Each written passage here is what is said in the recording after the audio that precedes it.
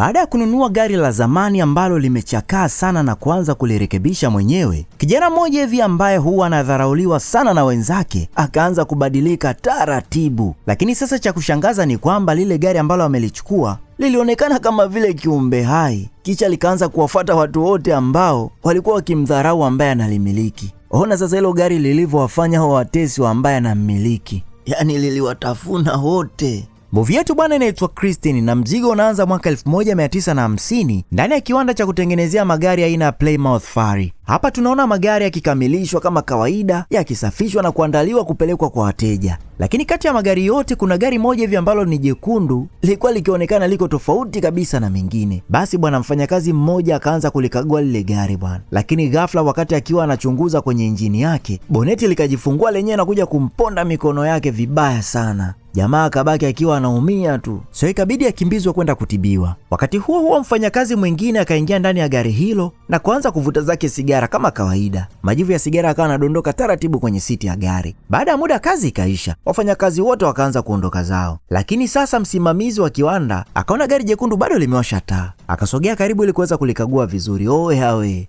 uwezi amini, alipofika pale akakuta ule mfanyakazi ambaye alikuwa akivuta sigara ndani ya gari amekufa mule ndani. Na hapo ndipo mambo ya ajabu yakaanza kutokea Sasa miaka ikatembea ikafika mwaka 1978. Hapa tunakutana na Dennis, kijana ambaye ni mchezaji wa football na pia alikuwa ni rafiki yake sana jamaa mmoja ambaye anaitwa Annie. Basi bwana, Dennis akafika nyumbani kwa Annie ili kuweza kumchukua waende shule pamoja. Huyu hapa ndo Annie mwenyewe sasa, kijana mpole sana na huwa anavaga miwani kama unavyomuona, na mara nyingi amekuwa akidharauliwa sana na wanafunzi wenzake. Sasa licha tofauti zao, hawa wawili bwana wamekuwa ni marafiki wakubwa sana. Wakaenda shule kama kawaida. Walipofika wakaanza kuchukua vitabu vyao kwenye makabati pale. Ghafla akaingia mwanafunzi mpya shuleni. Huyu msichana anaitwa Lee. Lee alikuwa ni msichana mrembo sana ambaye alikuwa akiwavutia wanafunzi wengi sana wa kiume ambao walikuwa hapo shuleni. Nadhani hata wewe mwenyewe pia umesoma shule unaelewa. Uoga kuna kuaga na kapisi kamoja klasi kanasumbua sana. Baadaye Dennis akawa anamsubiri Annie waende kula chakula cha mchana, lakini alikaa muda mrefu bila kumuona. Akaanza kumtafuta. Sasa kumbe bwana, Annie alikuwa amekwenda kwenye workshop ya shule. Alipofika huko akawa amebananishwa na kundi la wauni bwana, na kiongozi wa ile kundi alikuwa akiitwa Buddy.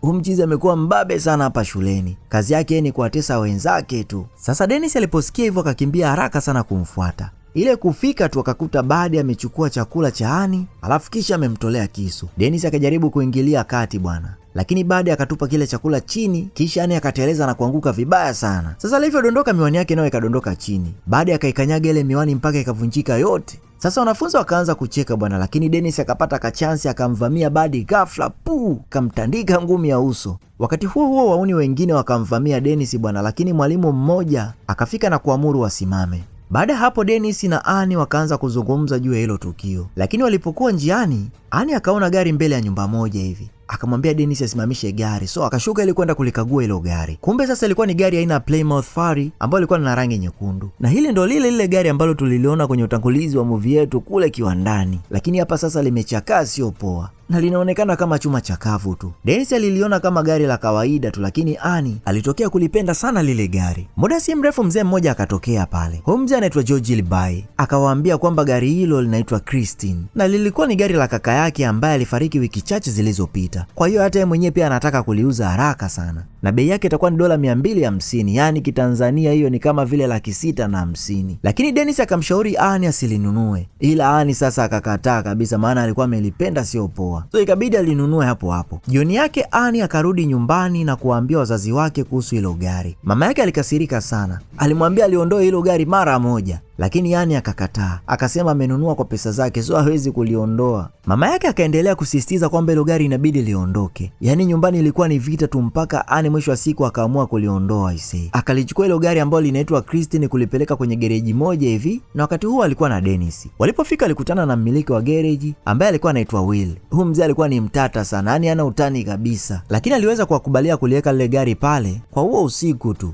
Baada ya kuwaruhusu waliweke, kisha akawaambia watembee, yani waondoke. Wakiwa njiani, Dennis akamuuliza Annie kwa nini amenunua hilo gari chakavu kama hilo. Annie akajibu kwamba nimenunua gari ambalo linafanana na mimi mwenyewe, watu wamekuwa wakinichukia sana, kwa hiyo nimependa kitu kibaya, lakini nikilipambania linaweza kuwa gari bora kabisa. Sasa Annie akawa anaendelea kufanya kazi usiku kwa mchana kulirekebisha gari lake la Christine. Na kama tunavyojua kwamba Anne alikuwa ni kijana ambaye alikuwa akidhalilishwa sana shuleni kwao, lakini baada ya kulinunua gari hilo chakavu akaanza kulipa muda wake wote kulirekebisha. Sasa mzee Willy ambaye ndiye mmiliki wa gereji alikuwa ni mzee mtata sana, ni kama nilivyosema, na alikuwa na maneno makali sio poa. Baadaye aliweza kumruhusu Anne kufanya kazi pale gereji, na makubaliano yao yakawa ni kwamba Anne atakuwa akimsaidia kazi zote za pale gereji, na malipo yake atakuwa anaruhusiwa kuchukua vyuma chakavu pamoja na vipuri kwa ajili ya gari lake. Na Anne alikubaliana kabisa na hiyo issue. Siku zikaendelea kupita bwana, na Anne akaendelea kufanya kazi kwenye ile gereji huku akilihudumia gari lake bila kuchoka, lakini yeye mwenyewe bila kujua akaanza kushikamana na ile gari ambalo linaitwa Christine bwana. Urafiki wao kazidi sio poa. Sasa siku iliyofuata Dennis ambaye ni rafiki yake na Anne alikuwa na marafiki zake wawili wakizungumzia kuhusu msichana mgeni ambaye alianza kusoma kwenye ile shule ambao wao pia walikuwepo, ambaye jina lake alikuwa akiitwa Lee kama tulivyosema. Mmoja wa marafiki wa Dennis aliweza kumwambia mwenzake kwamba inabidi aende kuongea na huyo mchumba maktaba. Basi bwana Dennis akakubali kwenda. Ikabidi aingie mule maktaba, akakaa karibu na Lee kisha akamtongoza bwana. Baada ya muda mfupi Dennis akamuomba watoke pamoja, lakini Lee akamwambia kwamba ana appointment na mtu mwingine. Dennis bwana akakataliwa na kuondoka zake huku akiwa na aibu sio poa. Baadaye Dennis akaenda nyumbani kwa kina Anne ili wazungumze kwa sababu hawakuwa wakionana sana kama zamani. Lakini alipofika akamkuta Anne amebadilika sio poa. Hakuwa tena na miwani, mavazi yake yalikuwa tofauti kabisa na mwanzo, na tabia yake pia ilikuwa imebadilika kiasi kwamba hata yeye mwenyewe Dennis alikuwa anashindwa kuelewa. Lakini pia Anne akawa ni mkali na mwenye hasira kuliko kawaida. Dennis alipojaribu kuzungumza naye, Anne hakumsikiliza hata kidogo. Akatoka haraka kwenda zake kufanya kazi kwa mzee Willy. Mama yake Anne alijaribu kumzuia, lakini kijana hakumsikiliza wala nini. Baadaye mama yake akamwambia Dennis kwamba ana wasiwasi sana na mwanae. Akasema tangu Anne anunue hilo gari ambalo analiita Christine, tabia yake imeanza kubadilika kabisa. Pia akamwambia kwamba mmiliki wa zamani wa hilo gari ambalo ni Christine alijiua ndani ya gari hilo kwa gesi ya carbon monoxide. Dennis aliposikia hivyo akaingiwa na wasiwasi mkubwa sana. Akaenda kwa George, sasa yule mzee ambaye alimuuzia Anne hilo gari. George alimwambia kwamba kaka yake ndiye ambaye alikuwa akimiliki hilo gari ambalo alikuwa akiliita Christine. Akasema kwamba kaka yake alikuwa akilipenda sana hilo gari, na alikuwa akilipenda kiasi kwamba ukimwekea familia yake na hilo gari basi atachagua hilo gari. Sasa baada ya kifo cha huyo mzee ambaye alikuwa akimiliki gari, huwezi amini bwana, hilo gari liliweza kwenda mpaka nyumbani kwa George bila mtu yoyote kulileta. Dennis aliposikia hiyo historia, wasiwasi wake ukazidi kuongezeka. Akaenda gereji kuliangalia hilo gari. Alipofika, alipojaribu kuligusa tu, redio ilijiwasha yenyewe. Dennis akashtuka sana na kuondoka haraka. Sasa siku iliyofuata kulikuwa na mechi ya mpira shuleni. Dennis alikuwa ni bonge moja la mchezaji hapo shule. Wakati upo uwanjani akamwona Anne akifika na Christine hapo shuleni, yaani hilo gari. Ghafla mlango wa gari ukafunguliwa na Lee akashuka ndani bwana. Dennis alishangaa sio poa. Kisha Anne na Lee wakakisi mbele ya watu wote. Dennis akapoteza umakini kwenye mechi na kuanguka vibaya mno. Kisha alijeruhiwa. Siku kadhaa baadaye Dennis aliamkia hospitalini. Anne akamtembelea pale na wakaanza kuzungumza. Dennis akasema kwamba hataweza kucheza mpira tena, lakini alishangaa sana kumuona jamaa yake akiwa na msichana ambaye alikuwa akimfukuzia kwa muda mrefu sana. Kisha akamuuliza Anne alifanikiwa vipi kulirekebisha hilo gari kwa muda mfupi. Anne akajibu kwamba amefanya kazi kwa bidii ndio maana amefanikisha, lakini pia akasema kwamba aliwalazimisha wazazi wake kulisajili hilo gari kwa majina yao, la sivyo angeacha shule, na wazazi nao walikubali. Sasa jioni ilipofika, Lee pamoja na Anne walitoka zao kwenda kucheki movie. Walikuwa kienjoy kama kawaida, lakini baada ya muda mambo yakaanza kubadilika bwana. Ghafla Lee akatoka ndani ya gari. Anne ikabidi amfuate, maana muda mfupi uliopita walikuwa wanaelewana vizuri tu. Ndipo Lee akamwambia Anne kwamba hataki tena kukaa ndani ya gari hilo. Basi bwana wakaanza kubishana pale, na Lee alikuwa akisema kwamba Anne amekuwa akitumia muda wake mwingi kwa Christine kuliko yeye. Kwa hiyo mapenzi ya Anne yamebezi sana kwenye gari lake kuliko mpenzi wake. Anne hakuelewa ni kwa nini Lee alikuwa akisema hivyo, na akaona mazungumzo hayo hayana maana hata kidogo. Kwa kuwa mvua ilikuwa inaanza kunyesha, akamshawishi sana warudi ndani ya gari waweze kuzungumza. Lee aliweza kukubali, lakini mara tu alipoingia ndani, wiper za mbele zikaanza kuzingua bwana. Anne akatoka nje ili kuweza kujaribu kuzirekebisha. Wakati huo yeye Lee alikuwa amebaki zake ndani ya gari tu, lakini ghafla redio nayo ikajiwasha yenyewe, na hilo pia halikutosha. Kwenye dashboard kukatokea mwanga mkali sana, na sekunde chache baadaye Lee akaanza kujisikia vibaya sana, maana ilikuwa ni kama vile kuna kitu kimempalia kooni. Hali yake ikaendelea kuwa mbaya na akaanza kukosa hewa. Anne alipoona hivyo akakimbia mara moja kwenda kumsaidia, lakini gari likawa limegoma kufungua mlango. Anne akajaribu kufungua mlango kwa kila njia aliyoweza, lakini hakuweza kufanikiwa. kufanikiwa. Kwa bahati nzuri, Lee ambaye alikuwa akikosa hewa aliweza kuvuta ile lock ya mlango wa gari, na kulikuwa na mwanaume mwingine pembeni, so aliweza kumfungulia mlango na kuweza kutoka. Lakini Annie alipoona mwanaume huyo akimsaidia Lee, alipatwa na hasira sana na kumshambulia. Hata hivyo, mwanaume huyo alikuwa akipambana sana, akijua kwamba huenda kuna chakula ambacho kimekwama kwenye koo la Lee, na hatimaye akafanikiwa kumwokoa. Baada ya tukio hilo, Annie alimrudisha Lee nyumbani, lakini walipofika tu Lee akatoka haraka ndani ya gari na hakutaka hata mazungumzo naye. Hata hivyo, Annie alijaribu kuomba msamaha, na ndipo Lee akamwambia kwamba kwa namna fulani anahisi kwamba hilo gari Christine ndo anasababisha yote haya, na pia akasema kwamba hilo gari linaonekana kwamba lina wivu sana, kwa sababu kila anapokuwa naye ndio hayo mambo ya ajabu yanatokea kwenye hilo gari. Lakini kama kawaida, Annie aliona kwamba hayo yalikuwa ni mawazo tu ya mpenzi wake, na akaahidi kwamba watazungumza vizuri kuhusu jambo hilo siku inayofuata. Baada ya hapo, Annie akarudi kwenye gari lake, lakini alipojaribu kuliwasha likagoma kuwaka bwana, na wala hakujua shida ni nini. Basi bwana, si akaanza kuongea na gari lake Christine, akaanza kulieleza kwamba yaliyomtokea Lee hayawezi kubadilisha chochote kati yao, yaani huyu Annie na gari lake, na litaendelea kuwa gari lake siku zote. Baada ya kusema hivyo tu, akajaribu tena kuliwasha, na uwezi amini, safari hii gari likawaka mara moja. Akaondoka na kulipeleka ile gari gereji. Sasa kabla hajaondoka, bila yeye kujua, Badi pamoja na genge lake la kiuni, wale majamaa ambao walizinguana nao kule shule, waliingia kwa siri ndani ya eneo hilo, na mara baada ya Annie kuondoka, wakaanza kuliharibu lile gari bwana. Hawakuridhika kwa kulivunjavunja hilo gari. Kuna mmoja wao akaingia ndani na kuanza kurarua viti, huku mwingine akiharibu redio ya hiyo gari. Sasa siku iliyofuata, Annie na Lee wakapatana tena na kwenda pamoja hadi gereji ili Annie aweze kuchukua waleti yake ambayo ilikuwa ndani ya gari. Lakini walipofika huko, Annie alishtuka kuona Christine ameharibiwa vibaya sana. Lee aliuliza nani ambaye amefanya hivyo, lakini Annie alishindwa kujizuia, so kwa hasira akamlazimisha aondoke. Baadaye, wakati wa chakula cha jioni, kijana huyo aliwaambia wazazi wake kilichotokea, nao wakajaribu kumfariji wakimwambia kwamba watamsaidia kununua gari jingine. Hata hivyo, jambo hilo lilimfanya Annie azidi kukasirika zaidi, kwa sababu alijua wazazi wake wapo kama Lee tu, maana hawakuwahi kulipenda hilo gari lake. Zaidi ya hayo, aliwalaumu kwa kilichotokea, kwa sababu kama wangemruhusu kupaki gari lake nyumbani, hayo yote yasingetokea. Baada ya kusema maneno mengi ya makasiriko kwa wazazi wake, Annie aliondoka mezani na kwenda chumbani kwake, lakini baba yake alimfuata na kumwambia aombe msamaha kwa mama yake. Annie aliendelea kuwa kaidi bwana, lakini Annie bwana, huwezi amini, alimpiga baba yake karibu kumuua. Masaa kadhaa baadaye, kijana huyo bado alikuwa na msongo wa mawazo juu ya gari lake Christine. Mwamba akaamua kurudi mzigoni kuanza kulirekebisha gari lake step by step,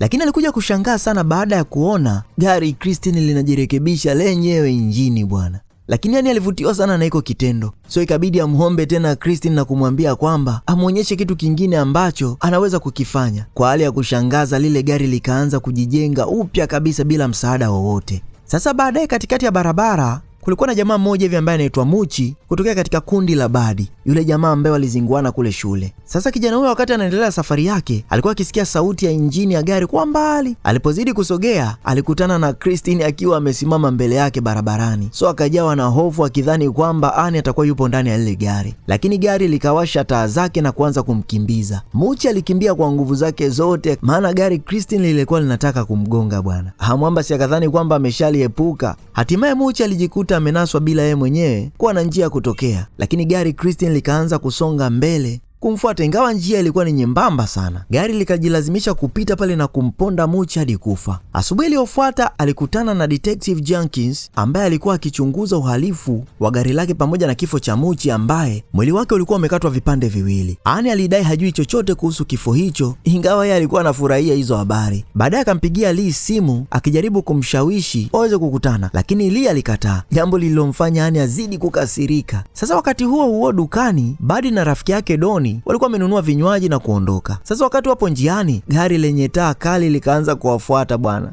Huwezi amini bwana, kumbe ni gari Christine. Baada ya kakanyaga mafuta na kukimbia hadi akafika kituo cha mafuta ambapo rafiki yake Richie alikuwa anafanya kazi. Alishuka kwenye gari akiwa tayari anachuma mkononi. Ghafla gari Christine lilitokea kwa kasi na kugonga gari la Badi, kisha gari Christine likawa linasukuma ile gari ya Mwamba, ikaanza kuvuja mafuta na mafuta akafika kwenye miguu ya Richie bwana. Baada ya muda gari la Badi likashika moto na mlipuko mkubwa ukatokea ndani ya gereji. So ndio hivyo tena, Richie akafa. Sasa kutokana na kwamba Badi alishuhudia kile kilichotokea, ikabidi akimbie ili kuweza kuokoa maisha yake. Lakini gari Christine lilitoka kwenye mlipuko huku lilikuwa limefunikwa na moto na kumfuatilia barabarani usiku ule ule. Hatimaye gari hilo likamgonga Buddy na kumwacha akiwa amekufa. Baadaye mzee Willy alikuwa akilisikia gari likija pale gereji. Alipofungua mlango, alikuta gari lilikuwa lina moshi sio poa. Aliona ni ajabu kwa sababu Annie aliondoka na gari hiyo kwenda kufanya kazi ambayo alikuwa amempa. So akaenda kuchukua shotgun ili kuweza kujilinda. Kisha akajaribu kufungua mlango wa gari, lakini ulikuwa wa moto sana. Ikabidi atumie kitambaa kukamata na kufungua. Lakini cha ajabu hakukuwa na mtu yoyote ndani. Hata hivyo akaamua kuingia ndani ya gari ili kuweza kulichunguza. Huwezi amini bwana, gari likatumia nafasi hiyo kuhakikisha hakuna shahidi yoyote ambaye anaachwa hai. Na mwisho wa siku bwana, mzee wa watu alikufa hapo hapo. Siku iliyofuata Annie alirudi gereji na kukuta magari ya mapolisi. Alipoingia ndani alikutana na Detective Jenkins ambaye alimwambia kwamba amemkuta bosi wake akiwa ndani ya gari huku akiwa amekufa. Jambo la kushangaza zaidi ni kwamba mazingira alikuwa akionyesha kama vile alikuwa amejiua mwenyewe, kwa sababu alikuwa na bunduki ndani ya gari. Annie akasema kwamba hajui chochote kilichotokea, lakini akawa anahisi kabisa kwamba ile gari lake Christine ndio limefanya yote hayo. Na wakati huo huo Christine, huwezi amini bwana, akajirekebisha mwenyewe bila msaada wa mtu yoyote. Sasa wakati huo huo Dennis alirudi nyumbani na akapokea simu kutoka kwa Lee ambaye alitaka kuzungumza naye. So ikabidi aende kwake na Lee akamwambia kwamba anahisi gari linaweza kuwa linampelekea Annie kuwa na tabia za ajabu na za ukatili sana.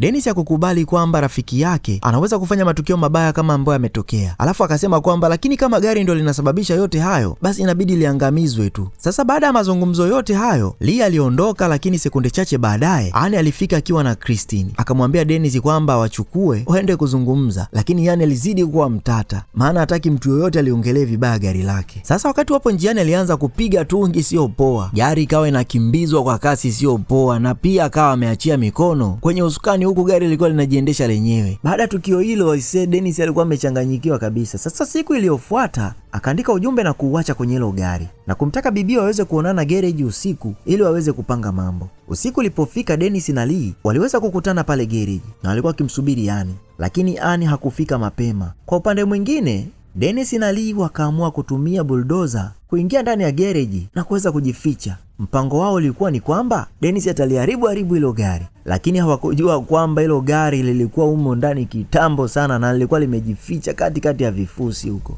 Cha kushangaza sasa, ghafla taa zake zikaanza kujiwasha bwana. Christine likaanza kumkimbilia Lee. Lee akajirusha pembeni fasta na kunusurika kugongwa isee. Dennis alitumia bulldozer kumkinga, lakini Christine likarudi nyuma na kuendelea kushambulia bwana. Na bulldozer ilikuwa imesimama mbele yake. Ghafla ikagundulika kwamba Annie bado yupo ndani ya gari bwana, na alikuwa amethibitiwa na hilo gari. Christine likajirekebisha lenyewe tena. Bulldozer Dennis ikazimika ghafla. Dennis akawa anajaribu kuwasha tena, lakini halikuwaka. Wakati huo Christine likaanza kuelekea ofisini kumkimbilia Lee, lakini wakati wa mgongano Annie akatupwa nje kupitia kwenye kioo cha mbele. Lee aliweza kumkimbilia kuweza kumsaidia. Annie alikuwa amejeruhiwa vibaya sana na kioo. Baada ya muda mfupi Annie akafariki mbele ya Christine aisee. Ikabidi Lee akimbie zake nje ya garage, lakini Christine likajaribu kumfuata kwa mara ya mwisho. Dennis akatumia tena bulldozer kuweza kulizuia, kisha kaliponda Christine hadi likageuka chuma chakavu. Sasa siku iliyofuata Dennis na Lee walikutana na Detective Jenkins kwenye junkyard. Wakalikuta lile Christine limegeuzwa kabisa chuma chakavu. Lakini ghafla wakasikia sauti ya redio ikiwa ina play mziki kwa mbali ikiwa inaimba, ukiona gari kale hujawahi kuiona basi ujue hiyo ndo gari yangu. Bang bang bang bang, yenye mziki mkali kipita utaguna bezi lake, hindo gari yangu. Nasema oe gari yangu. Oe Kwa hiyo ndo hivyo bwana. Sasa baada ya hapo wakagundua kwamba ni mfanyakazi wa junkyard tu alikuwa anasikiliza muziki mwenyewe. Lakini ghafla kipande kidogo cha Christine kikaanza kujisogeza chenyewe kutaka kujiunga bwana. Na hii inaashiria kwamba hilo gari bado litaendelea kuwepo mjini mpaka kieleweke. Hebu niambie sasa, umejifunza kitu gani kupitia hii movie? Binafsi nimeshaanza kuwa na hofu kununua magari used. Tuwekee komenti yako hapo chini tuweze kujua. Lakini pia usisahau kushare, kulike na kusubscribe ili uwe mwanafamilia wa Mentalics Recaps. Ulikuwa na mimi mchizi wako Aiko. See you next time.